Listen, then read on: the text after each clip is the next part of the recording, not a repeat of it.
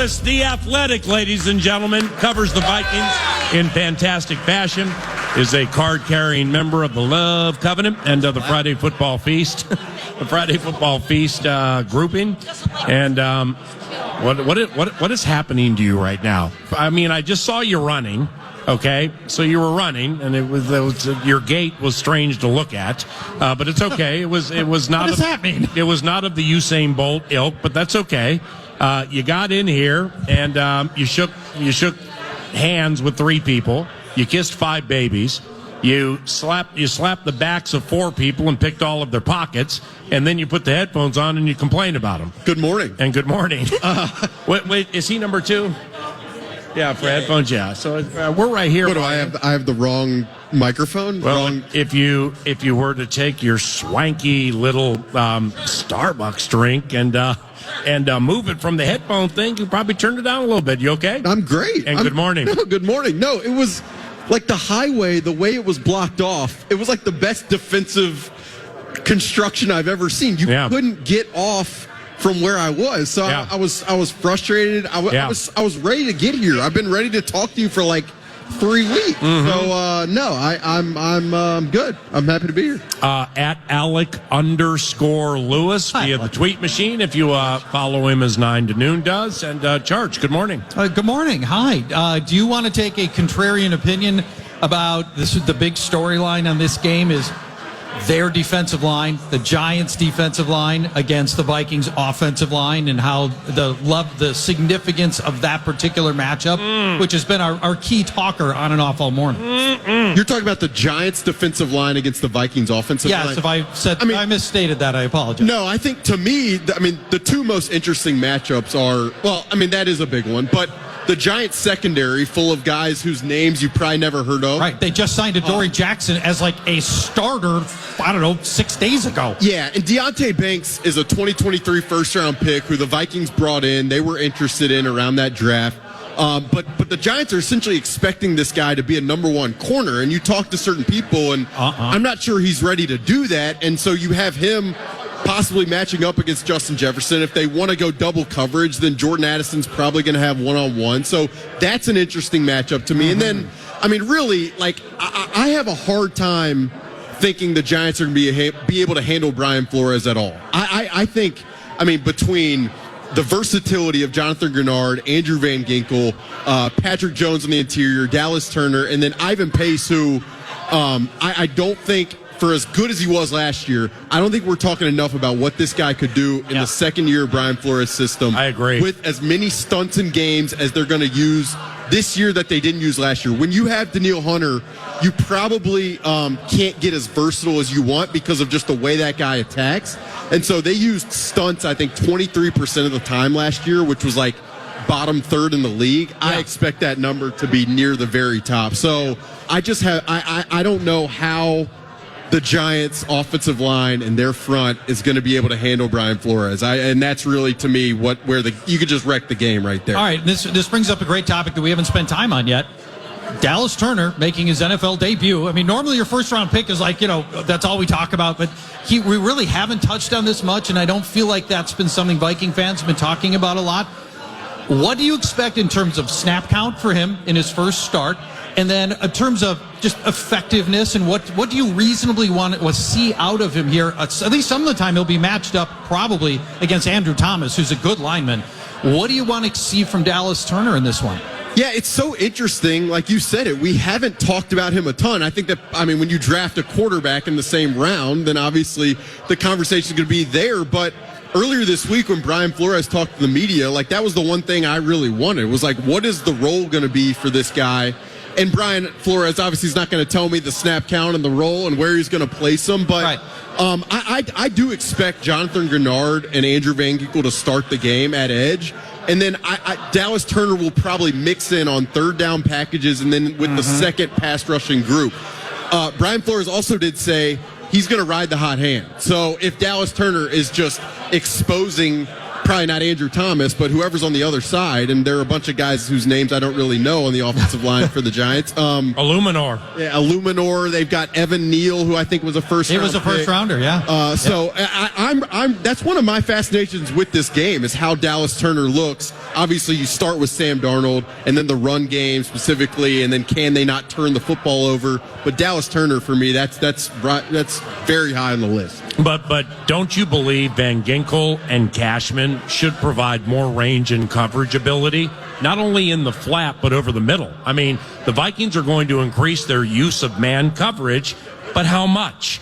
The front is going to deploy more stunts in games, and what will that mean in terms of added pressure? I think it's a fair question because the Giants did revamp their offensive line this offseason, so this will be a revealing first test. It's a revealing first test coming up. It's the first test, but it's also revealing. In what way do you find it to be revealing? I'm like, I don't even remember writing that. I don't know if I did that yesterday, or I don't know. Honestly, I have no recollection of putting that together. Van Ginkel is like on the defensive side of the ball, that's like the guy who I think will just surprise pretty much he can cover like an off-ball linebacker. He was the best covering edge rusher in the league last year.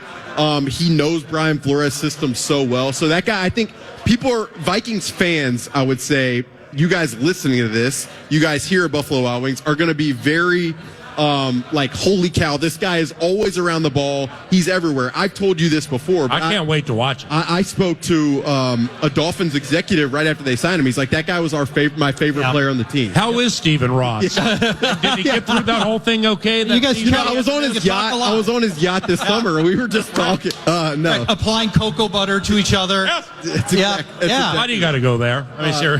No, but I'm glad. Yeah, cocoa butter. Yeah, I know. I mean, I'm making a harmless joke here. Now all of a sudden it's man-on-man cocoa butter.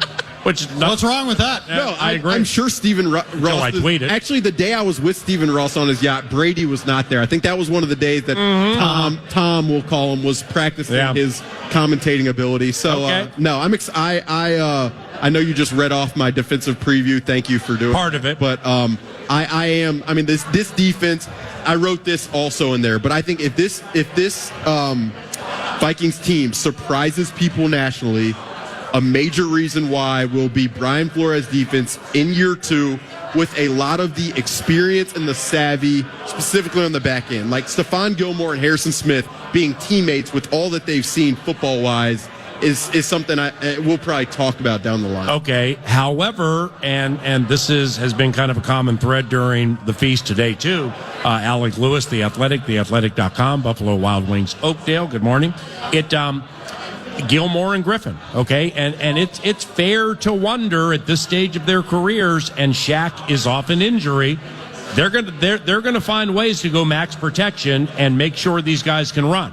Okay, now Flores obviously knows that that's coming. It's pragmatic to do that if you're the New York Giants because Gilmore hasn't played since last year and he's near the end, and Griffin's coming off an injury. So they're going to make sure those guys can run with Malik Neighbors. I think that's super fascinating. Well, yeah, you're going to go max protection, and Flores is going to have 8 guys on the line. They're going to go 7-man protection. Yeah. Flores is going to drop 8. So you literally have, you're going to have 8 defenders in coverage on 3 vertical options. Yeah, he does that a lot, right? I mean, last year, the Vikings defense was the most max pressure, max coverage defense, and it was polarly just very fascinating, something you don't see really ever. Yeah. They want to include more man coverage. Yep. It makes sense, but if you're going to go 7-man protection, Brian Flores, you would agree, PA and Charch, very smart guy, and he's gonna know that if you're gonna have 7 guys protecting, I can have more guys in coverage and make it really hard for Daniel Jones to then process the field. I just keep coming back to this because it's how I think about this game. Like, I just have a hard time believing Daniel Jones is going to be able to sort through this puzzle that is. Now, Brian Daboll calling plays now for the Giants, which is something he didn't do full-time last year. It creates an interesting dynamic. Does he throw more? Is the scheme going to be better? Is he going to give Daniel Jones more options? Like, that is an interesting aspect of this. And I went back and looked when Brian Flores was the head coach in Miami. He faced off against the Bills when Daboll was the OC twice that year in 2021. Okay. And the Bills won both of those games, and they put up a lot of points in both of those games. So, and Brian Flores was open earlier this week and saying, Brian Daboll is a really good offensive mind. So, a lot of just interesting coordinator stuff that I'm always fascinated in going to these games. Talk to me about how Brian Flores is going to deploy his cornerbacks this year. How you think? Are they going to play sides? Is Murphy going to be rangy, or is he going to be more slot guy, which some people think he's more of a pure slot guy? Is Josh Metellus going to move into the slot a lot like he did often last year, but maybe that was more because they had to? Do you have thoughts? They rebuilt the cornerback room. Do you have thoughts about how they're going to use those guys yet, or is that just TBD and we got to just wait until Sunday? Well, it just brings you asking that question brings to mind the first time Brian Flores ever talked to the media in Minnesota. Somebody asked, "Are you a 3-4 defense or a 4-3?" And he said, "Who are we playing? What's the matchup?" Like that's how Brian Flores schemes his defense. Like when I asked him about Dallas Turner's role, he's like, well, every week is role dependent. It changes. You talk to Brian Flores' former players and they will tell you some weeks I knew I was playing a lot. Other weeks I knew I wasn't playing at all. So from a cornerback perspective, with Byron Murphy, his PFF grades, you look at a lot of his statistical just profile. He has always been better when he's slot only. Yeah. And Brian Flores is aware that if he's better in the slot, then that's probably going to be where he places him. But a lot of the teams, a lot of the best offenses and coordinators right now are aligning their best receiver in the slot. So do you want Byron Murphy against the opposing team's best receiver, or would you rather have Stephon Gilmore against that guy?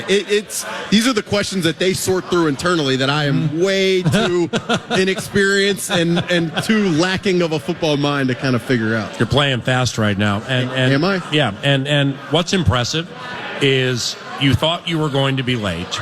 You sadly will text while driving sometimes, and the construction. Happy about the construction threw you off your game.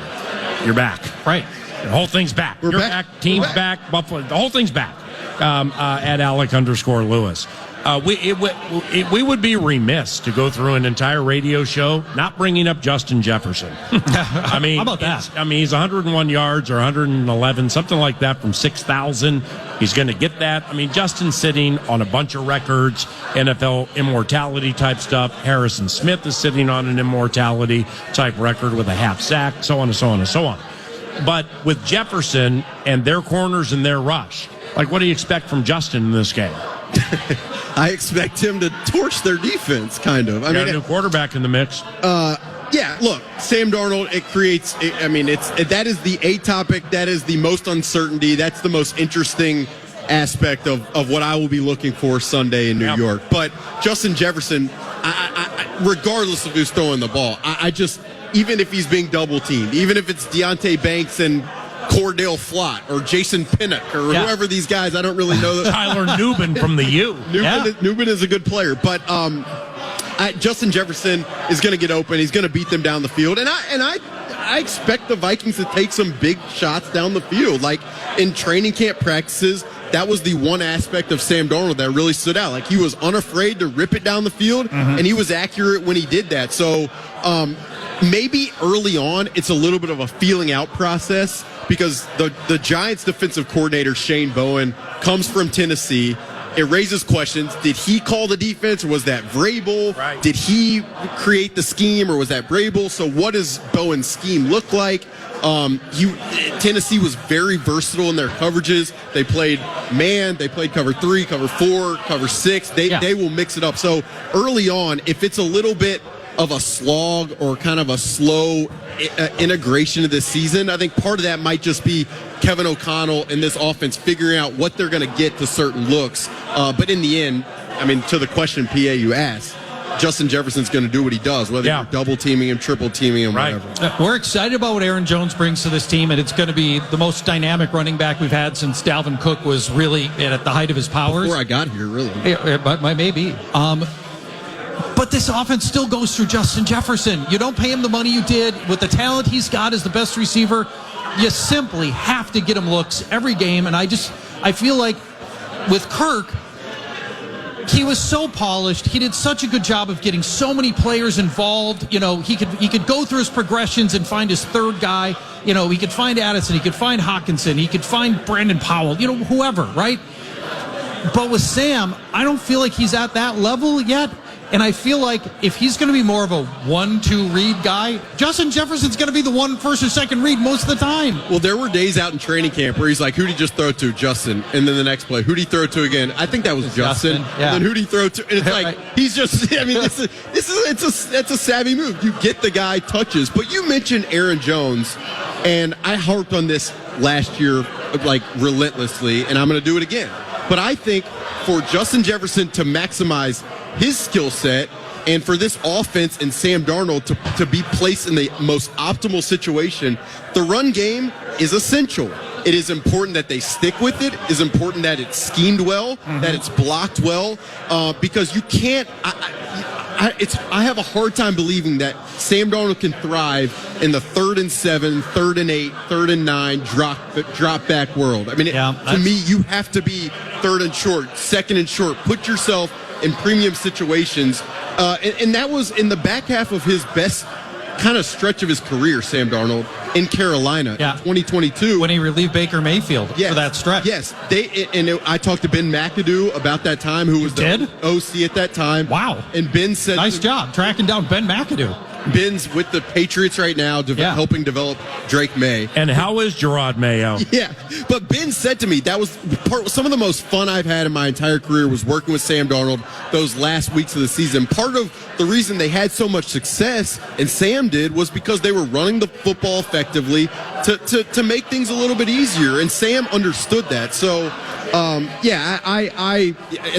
we can talk about Justin Jefferson, and we should, because it's when you show up to the yard on Sundays and get to watch that guy every single weekend, it is something you are grateful for. I do not take it for granted. Yeah. But for him to put up the numbers that I know he wants to put up, which is close to 2,000, if not atop it, they need to run the football better. Some people think Sam Darnold's success in Carolina during that stretch at the second half of another lost Carolina season was in part because just the pressure was off. He wasn't burdened with trying to carry the future of a franchise. He was playing out the last, like 6 games of a lost Carolina season.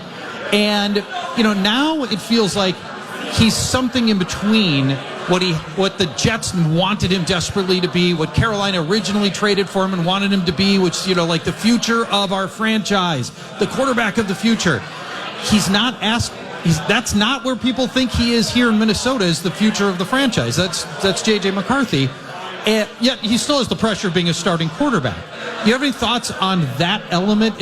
We can't know what's in his mind and how pressure affects him, but that's a common thing that I've heard. Yeah, I was talking to PA's going to Go ahead. Give me a pause. I don't even know what's coming. Give me a pause. I was talking to Blake Brandel, the left guard, yesterday. And how is Drew Rosenhaus? I was talking. I haven't talked to Drew in about a week and a half. Blake Brandel, you like that? Yeah, he's playing super fast. Blake Brandel, I asked him about Sam Darnold yesterday, and he's like, and this is my impression of him without knowing him at all. It's like you just listen to him, you watch him walk around. He's just like he's one of the guys. Like you'd go watch a game with him, you'd go like drink a beer with him. He's a very normal guy, very low key. But one of the knocks has been, and it was said in Mike Sando's story at The Athletic about quarterback, in his quarterback tier story that's amazing every year, like he can be very jittery in the pocket.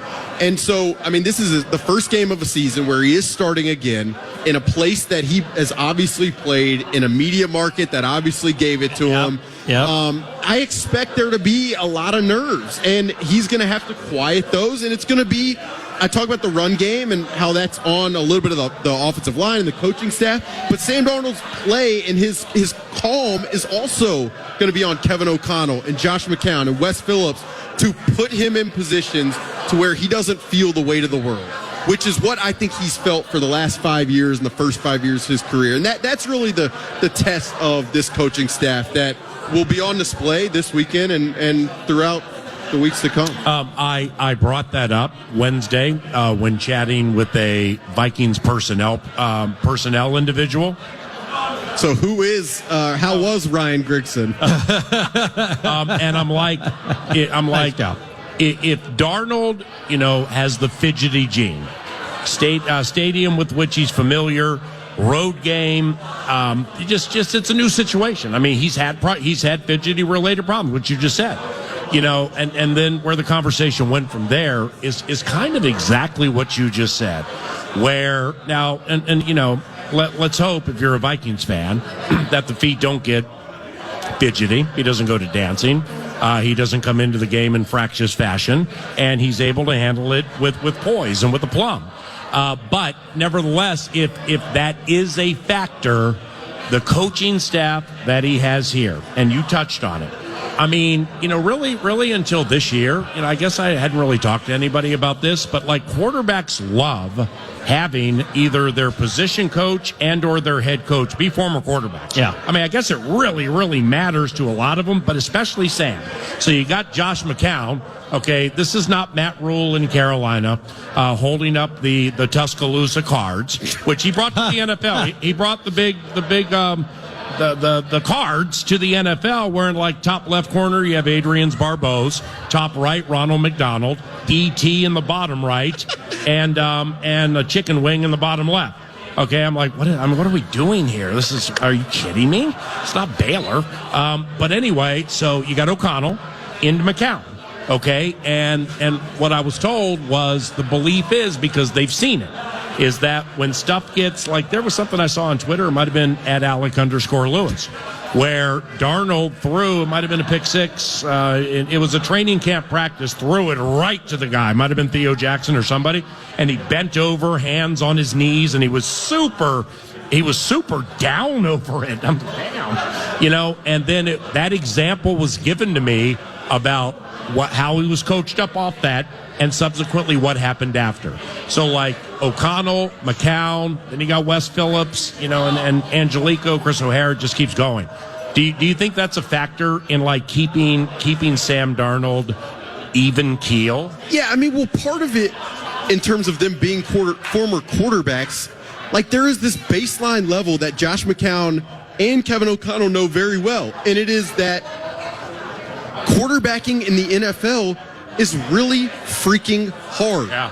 And they understand that as good as anybody. They know why it's hard. They know what makes it hard. And so I think there's an empathetic view after plays that go wrong on the sideline. I mentioned Ben McAdoo. I know we joke about it, but he told me something that's really interesting that is very in the weeds, and I never thought of. He's like, during games, I would watch Sam's feet, and I would see, like, is he calm? And then I would adapt from a play calling standpoint, wow. of like what I would ask him to do, what types of reads we were giving him, what level of dropbacks based upon what I saw from his feet from the press box. And I thought that is an aspect of what I imagine Kevin O'Connell and Josh McCown and Wes Phillips will look for Sunday, and probably what they've looked for 2 years. But it's like that. It's like this coaching little intricacy that I never really knew happened, but the good ones, and I know Ben McAdoo, people could say whatever about his record and all that, but I talked to multiple people for this story, and I listened to Sam in his first press conference here rave about Ben McAdoo,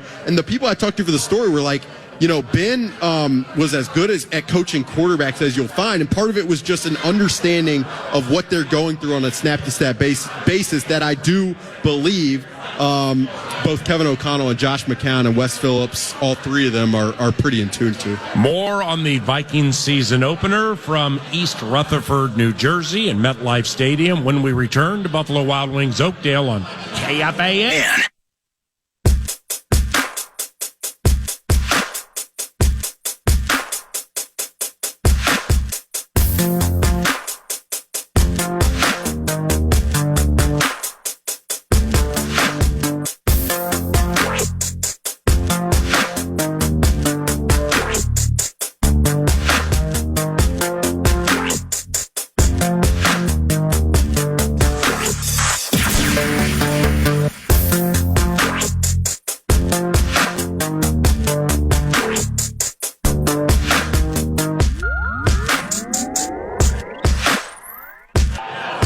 It is the Friday football feast at Buffalo Wild Wings Oakdale. Special guest has sauntered or wobbled in, and he will take up the final segment. But for now, we finish with YA. Alec Lewis from The Athletic, theathletic.com, and Paul Charchian, the co-host of the Friday Football Feast, previewing the Vikings and New York Football Giants for this weekend. Pre-game at 10 with main man Muss, and then the boom with the new kickoff rule. That'll take place right around noon from MetLife Stadium. Minnesota Vikings begin on the road. With the I just mentioned the new kickoff rule, and you watched last night, a lot of touchbacks, stuff like that. Do you anticipate that? Like Graham Gano, okay, he got hurt last year. I think he had a left knee injury. But Gano, with the touchbacks, used to be elite, but it kind of started falling off a little bit later in his career. He's been in the league like 16 years or 13. Do you think they'll kick to Ty Chandler? And is it Ty Chandler and or Brandon Powell, or is it strictly Ty? Like, what do you see coming? What if it's neither one of those? Wow. What do you think it would be? The great kick return question of 2024. Why wouldn't it be Ty? Because it could be Myles Gaskin. Yeah. Well, he'd have to come off the practice squad. Yeah, he would. And it's possible. So we'll see. Kwesi Adofo-Mensah said it was going to be Myles Gaskin. Then Matt Daniels says it's going to be Ty Chandler, Brandon Powell. So your guess is as good as mine on what they're going to do with that. I will say, I don't. I mean, we're in the weeds now, man. Oh, yeah. Let's get deeper in the weeds. So, Kene Nwanwu cut. And I thought, it's I love Kene, man. Kene, many levels, I just really respect him. As a gunner, I thought he would be better than he was. Najee Thompson was a lot better. So, from a gunner standpoint on punt coverage, and this Bemidji State kid who's a little nicked up now, Olszewski, I think is his last name, he went to Bemidji State. He had a 94-yard touchdown last year against the Rams. It was a thing of beauty. So you may be like, okay, Olszewski, go Beavers, nobody cares. Yeah, until he runs one right on you from 94. Gunners.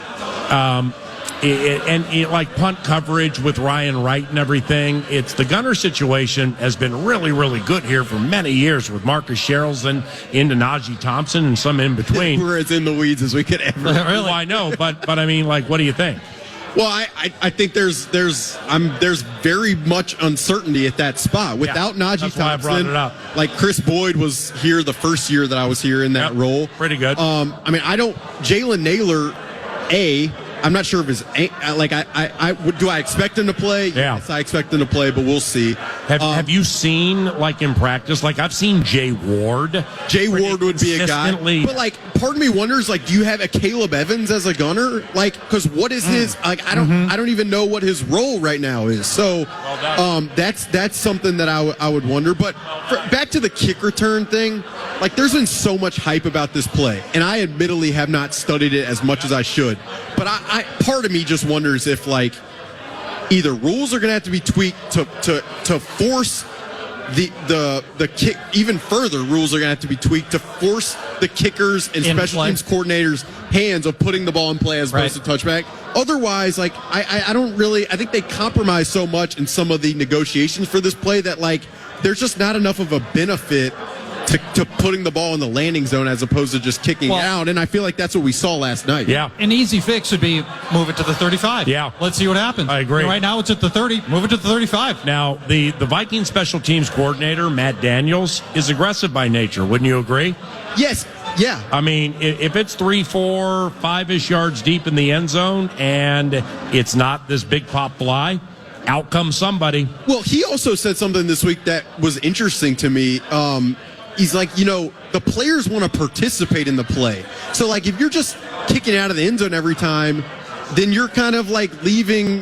The players probably feel like we want to do this. We want to do my job. We want to be physical. Yeah. Have physicality. We want to, like, be able to create an advantage for our team. So how they treat that play is going to be interesting. Last one for Alec Lewis, athletic.com. Well, this is my last one. I mean, just tell me give me your prediction for this season for the Vikings. I didn't know I was going to be put on the spot like that. They'll make the playoffs.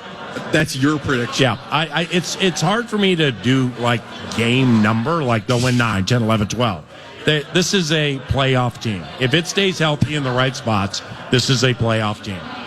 I would say that the schedule is very, very hard, especially early on. Like, these first 6, 7 games are just a gauntlet beyond the Giants. But somewhere around 500 to me, and maybe I shouldn't. I don't even know if I should say this, but like if they win more than 7 games, I give them props for what they've done just with the personnel that they have right now, and with having Sam Darnold at quarterback. That's what I'd say. With the personnel they have, what do you mean? I mean, Darisaw, O'Neal, Jefferson, Addison, Hawkinson eventually, Grenard, Van Ginkel, Dallas Turner, as good a safety room as you'll find in the NFL. Cashman and Pace, you just bragged about Pace. That's a lot. Well, part of it is the depth. Like if you lose one player at receiver, at running back. All right.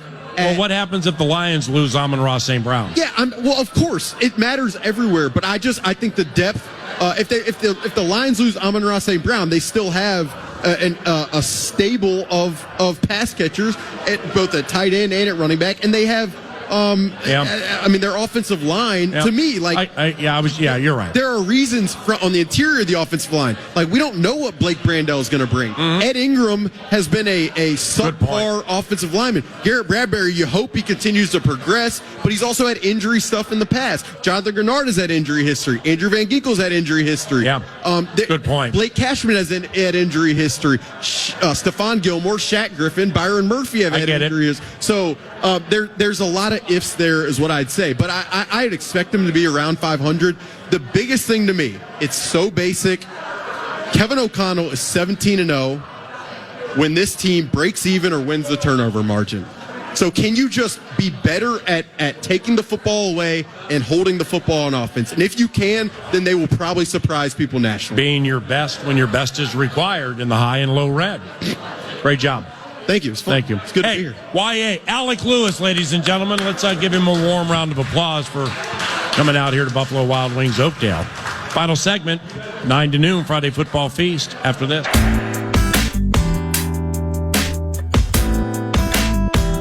Deep stretch, 9 to noon, Friday Football Feast. Buffalo Wild Wings Oakdale, Buffalo Wild Wings Maplewood.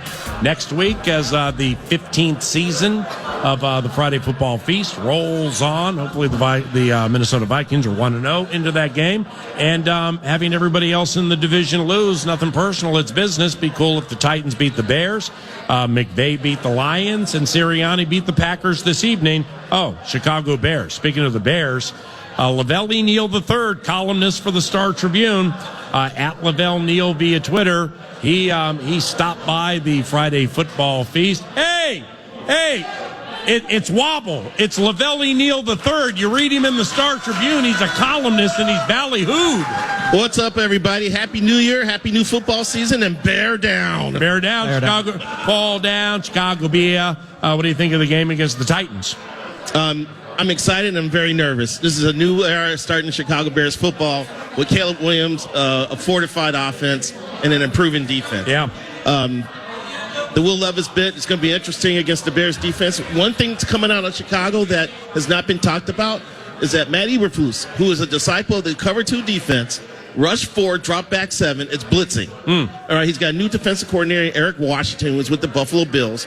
And they've been dialing up blitzes during preseason. Wow. So he's going to step a little bit out of his comfort zone this year and try to shake it up defensively, which I'm looking forward to. I mean, Sanborn on a blitz, you got to start thinking about that on a Wednesday.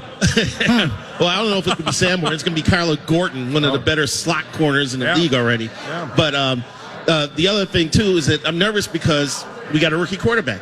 And the stat I saw this morning, which tripped me out, was from a betting standpoint, number 1 overall quarterbacks since 2003 are 1-14 against the spread. Wow! In week 1, in their opening game. Yeah, in their opening game. Wow! Damn! Wow! And I did the Chicago Tribune had a story in the paper a few days ago, going back to Bear quarterback debuts. The last Bear quarterback to win his debut game was Rex Grossman. Wow. That means Jay Cutler lost his. That means Mike Glennon lost his. That means Trubisky lost his. That means Justin Fields lost his. Right. Man. So to Trey Lance, right?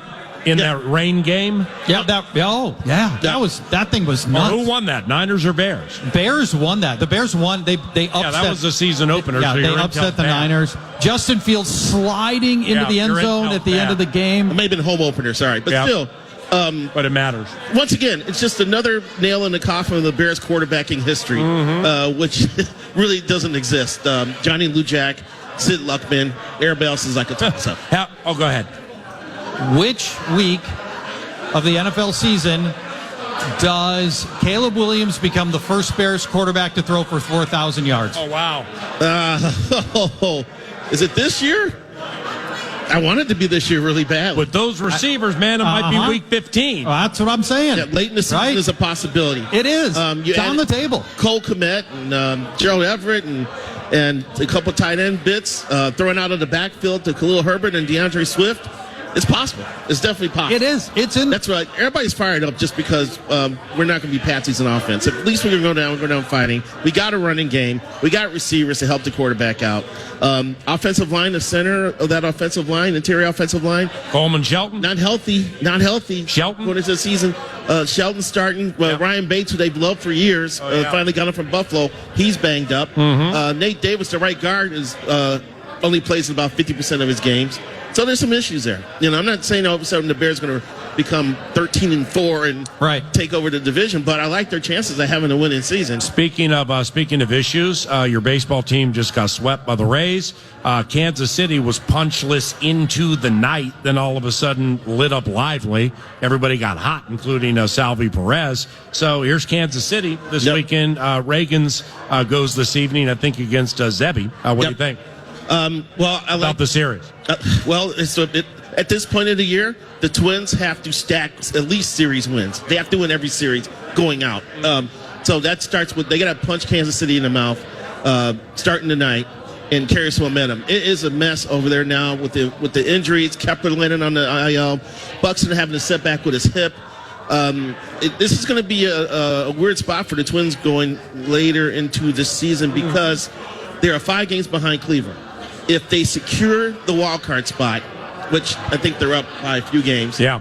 The team's chasing them. And also, I know the Boston's falling apart. Yeah. If they can't catch Cleveland, but they know they got the wild card, you just rest everybody until the postseason. Yeah. Or maybe fire them out the last week just to get some at bats to be sharp. Right. It's going to be part. This is what they have to go with, and they're going to throw this out on the field for the rest of this year. But. And the other thing, too, just going to battle with the young kids, the young arms, Simeon Woods-Richardson, Zebby, who I think is going to be an above-average pitcher in this. Festa's getting better. Festa's gotten better. Yeah. He's changing speeds better. Zebby's got all the equipment to be a really good starter. And apparently got another kid in the wings named Andrew Morris at AAA, who was one to watch sooner than later.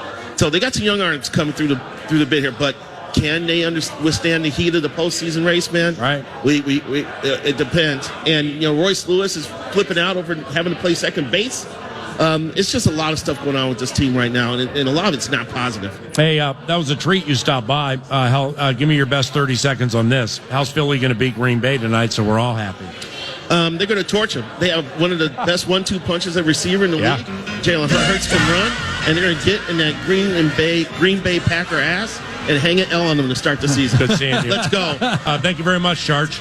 My pleasure. Great to be here. Thank you, everybody, for coming out to the Friday Football Feast. The producer is Eric Nordquist, on-site engineer Jared Wells, Nick Madden, and the promotion staff, A+. Thank you. For Paul Charchi, and I'm Paul Allen. Speak with you this weekend from East Rutherford, New Jersey. And when we meet next week at Buffalo Wild Wings Maplewood, your football team's going to be 1-0. Thank you. See you later.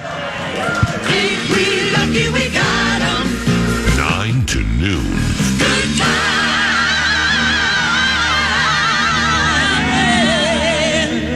If it's good news or money, leave a message. Podcast today's Paul Allen Show, or listen back to previous show and interviews by going to the iHeartRadio app or KFAN.com.